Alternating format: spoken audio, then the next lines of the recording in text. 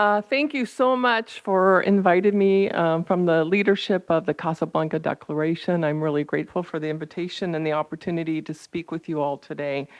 Bernard asked me to speak on the market based on the exploitation of women. And I'm from California, so I feel like I have a little bit of a front seat on the market of what I call big fertility looks like. We are a heavily regulated state in California. So everybody will tell you that surrogacy happens, as Olivia said, ethically because of the regulations. But in fact, the laws in California that govern the buying and selling of human eggs and or the renting of human wombs really protect the agencies, they protect the lawyers, they protect the brokers, they protect the fertility doctors, and most importantly, they protect what I call the purchasing parents. Olivia referred to the commissioning parents, but I call them purchasing parents because that's what they're doing, they're buying. And there's little regard for our laws in California for the women that carry the surrogate pregnancies to term or to the children that they carry for 9 months. Most recently in the United States, we've had a horrific case that's been announced in the news of a man who's a veterinarian doctor in the Chicago area, and he's been accused of distributing child pornography and detailing online his plans to sexually assault the unborn child who's being carried right now by a surrogate in California. I see some people's mouths can't even close because they're horrified. And this is what our regulation, this is what our laws in the United States, and in particular California, allow to happen. What will become of this child once it's born? We don't know. I don't know. What I do know legally, because of the laws in California, that the surrogate mother has waived her maternal rights before she was even pregnant.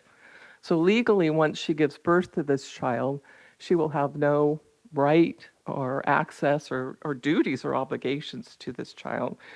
I can't imagine right now what this surrogate mother is going through, knowing that she was thinking she was helping somebody have a child, build a family, when in fact she's discovered that she was having a baby or is having a baby for a child pornographer. I've been asked, will the surrogate be able to keep the baby? I don't think so. I don't even know that she would be able to have the mental capacity to raise this child. But we know that most surrogates in the United States do this for the money. They don't do it because they're helping somebody. That's sort of a secondary thing. So while this woman knew that she was helping somebody, I'm sure she had a financial reason that was compelling her to be a surrogate. The market dictates who the product is owed to, owned by. This is a financial money transaction. There's another story. I could just tell stories all day long, but I won't because I've been asked to speak for 15 minutes or less. But again, my state, California. Let me tell you about Linda. Linda had done one surrogate arrangement. It's very common for surrogates to do this 2 or 3 or 4 times. And as is the case, she had a wonderful experience with her first surrogate pregnancy.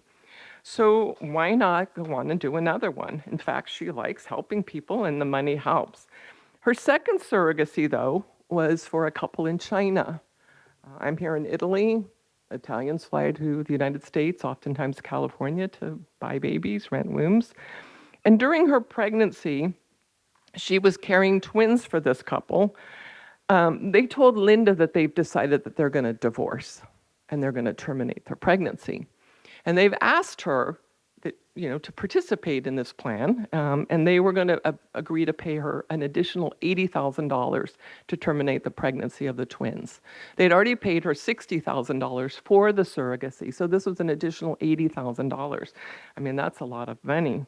But she was shocked and she was horrified, even though contractually her contract said that she would agree to a termination. She just, when faced with that decision, was not able to do that. She offered to adopt the twins. She offered to keep the twins and raise them as if they were our own, even though she's not a Chinese national citizen. But the purchasing parents told her that was unacceptable because she's of modest means, and they did not want their children being raised in a home of moderate income. So for pure financial reasons, they told her that that would not be okay. Linda, of course, refused to terminate the pregnancy. She went on and gave birth to the twins, but because she has no legal rights to these babies, she does not know what happened to them after she gave birth to them, only that she gave birth to twins. She's told that the intended mother from China kept the little girl baby, but the little boy baby was given up for adoption in Oakland, California, which is about 20 minutes from where I live. But again, she doesn't know if this is fact, the truth. She suffers still to this day with PTSD, the trauma of giving birth to children that were not wanted and not knowing where they ended up, and if they, in fact, as siblings, were separated. A whistleblower contacted me once. She works for an agency in San Diego, California, and she wanted to tell me that she was very distressed by what she was seeing happening in the agency where she worked. She had been hired to broker arrangements with the VIP clients. I asked her, what is a VIP client? And she said, oh, those are the couples that come from China. And they're VIP because they come with buckets of cash. Those are her words, buckets of cash. She described to me how it was commonplace for the Chinese nationals to get 3 surrogate mothers pregnant. Once the pregnancies were confirmed, and they were, yes, there's babies, yes, there's healthy babies, yes, there's a single baby, yes, there's twin babies, whatever. Then the Chinese couples would decide which 2 surrogate pregnancies they would ask to be terminated. Because they had so much money that they could literally market and shop for the babies that they wanted. She explained that one time on ultrasound, one of the babies that was in the womb of the surrogate mother was shown to be missing a little finger. And the intended purchasing mother said, oh, we want that pregnancy terminated because we don't want an imperfect child. Of course, she had to quit because she couldn't stand to work in this environment any longer. One final story of a California surrogate, again, carrying twins for a couple in China. The purchasing parents were mad because once she gave birth, they realized that one of the twins was not what they had ordered. So they were unhappy with the product that was delivered.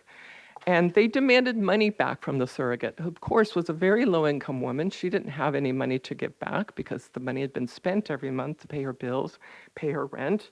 They asked for $5,000 to be returned for the one baby they didn't order.